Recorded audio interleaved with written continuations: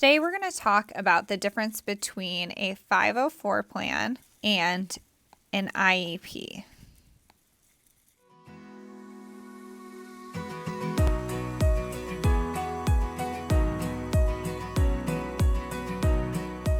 So essentially the first thing that you want to look at is that the 504 plan and the IEP are going to be governed by different laws.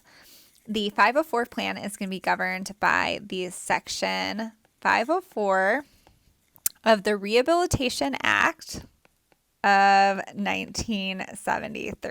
So essentially this is a civil rights law that prohibits discrimination of anyone with a mental or physical impairment as long as it interferes with a life skill, and education is one of those life skills. The IEP, on the other hand, is governed by a federal law called the IDEA, and that is the Individuals with Disabilities Education Act, and that is going to be a federal law that is more encompassing in 13 areas of eligibility, which we'll get into in a second. In order to qualify for an IEP, like I talked about earlier, you're going to need a referral, which essentially is either a parent request for an evaluation, or teaching staff or other providers may come up and ask for a referral for a parent for special education services based on a child struggling in their educational environment. After the referral, there's going to be testing done in the areas that are sent home on the referral. So you shouldn't have a kiddo being tested in an area that a parent did not consent to. So on the consent that is sent home, all of the boxes of the areas of concern should be checked, and those therapists or teachers will then utilize testing, and everyone's on the same page which areas the child is going to be evaluated on. Now, a parent can always decline testing, and then the process just kind of stops there. We are not able to test any child in any area without parental consent. So after testing, then there's going to be an evaluation meeting. And here, everyone is going to essentially go over the results of those tests and whether the child demonstrates an eligibility in 13 areas of disability that the federal government puts out as those specific areas. A child would then be eligible for an IEP. And that's kind of how the process goes. Now, those areas of eligibility include specific learning disability, other health impairment, autism spectrum disorder, emotional disturbance, a speech and language impairment, a visual impairment, deafness, hearing impairment, if a child were to be deaf and blind, orthopedic impairment, intellectual disability, traumatic brain injury, or multiple disabilities. Now, there may be a 14th category of developmental delay, and this is based on the state specific. This is a time-sensitive eligibility area. So typically it's for kiddos 3 to 8 years or 3 to 9 years, depending on the state. Like North Carolina was 3 to 8 when I worked there, and Washington was 3 to 9. Depending on their age, before their 9th birthday or before their 8th birthday, the kiddo would no longer be eligible for this area of eligibility, and they would then have to be found eligible in any of the other 13 areas of eligibility. Now, what can happen is during this kind of area of testing, maybe a kiddo struggles with their learning environment. Maybe they have shown to have a physical or mental impairment that impacts an area of daily living, such as learning in school specifically, but it's not to the level where they need special education. So an IEP really equals special education, or also known as kind of specially designed instruction.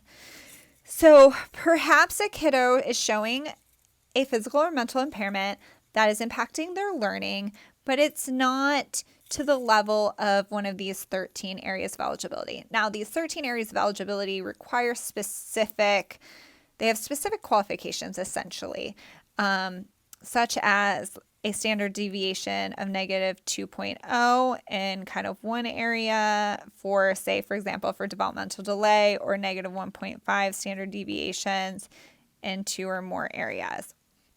Now, if a kiddo shows a pretty significant impairment, but it's maybe not to this level, then they may benefit from a 504 plan where they can still receive some of those accommodations, modifications, and potentially even related service.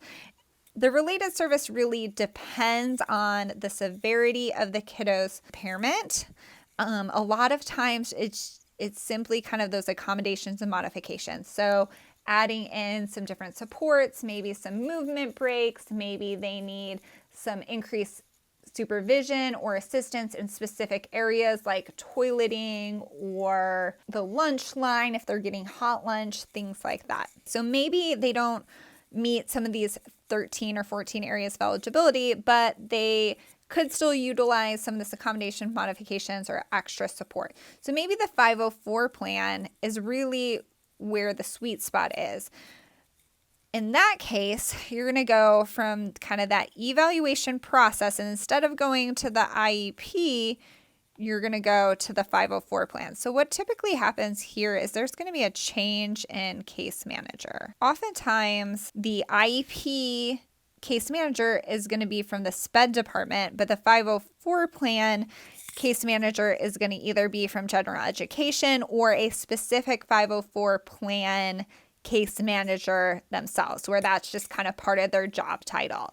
So what happens a lot of times with the change in case manager is you're going to then have a different 504 plan specific meeting. And this is where you're going to kind of come up with the specific services of the 504 plan, what accommodations, modifications really are going to benefit the child. You're going to give kind of a present level of function of kind of like where the child is right now and why these modifications and accommodations are necessary. The other way to essentially have a 504 plan is, if this is kind of the first one we talked about, not necessarily the ideal one, but just the first one we talked about. The second one we're going to talk about is basically based on a kind of a medical diagnosis or a comprehensive evaluation, either from the school staff or in combination with or solely from like a medical doctor is giving a comprehensive evaluation, and there's a lot of like medical reports that show this physical or mental impairment and how it impacts learning. Then the 504 case manager can kind of take that data and utilize that, or maybe it is a combination of medical data along with kind of educational data from the teachers and things like that to support these accommodations and modifications. Because what we really still want to make sure is that we are allowing the child to interact in their environment in the least restrictive manner possible. So we don't want to give them all of these modifications and accommodations so that they lose their independence in the school environment. We really want to keep them independent, but still make sure they're getting the support they need. Where the 504 plan really came into play with me was when I had a kiddo who had a diagnosis of spinal muscular atrophy, which requires a lot of physical assistance. So this kiddo needed assistance with toileting, PE, kind of lunch duties, and even, recess. But they were totally independent with their general education classes. So they didn't need special education services for their academics, but they did show quite a bit of physical impairments that was impacting their school day. And so what we did here was we did go through the evaluation process for this kiddo specifically. We wouldn't have had to because she did have a medical diagnosis of SMA, but we were still a little bit concerned and we want to make sure that she wasn't falling through the cracks essentially in that education component. So for this kiddo specifically, we did do the evaluation process, found that she really was on target with her academics and cognitively. Those areas were not of concern. We kind of changed over to 504 case manager, had a 504 meeting, and at that meeting, we put in kind of toileting accommodations. We put in some modifications for opening and closing doors, her backpack. She was in, at this point, an electric wheelchair. So we had some of those aspects in the plan. And because she had so many physical requirements as a PT, I did have some indirect service minutes on her 504 plan. So specifically for the 504 plan, you're really going to look at kiddos who are in general education but have either a medical diagnosis or showing physical or mental impairments that are not necessarily to the level of requiring special education and an IEP. Now, you can have kiddos with an IEP in a push-in general education class with some pull-out special education time. So don't get confused because there are kiddos with IEPs that have kind of a combination of general ed and special education classes. But typically your 504 plan kiddos are going to only have general education with some modifications, accommodations, and occasionally some related service like OT, PT, maybe a little bit of indirect speech on there as well. So I hope that you found this helpful. If you like this video or found it informational, please make sure to hit the like button and subscribe, because what it does, it just allows other parents and teachers and therapists to find these videos so that they can be educated and help empower other kiddos to be as independent as possible and to essentially receive the support that they need in the educational setting and to be mobile and just really enjoy life.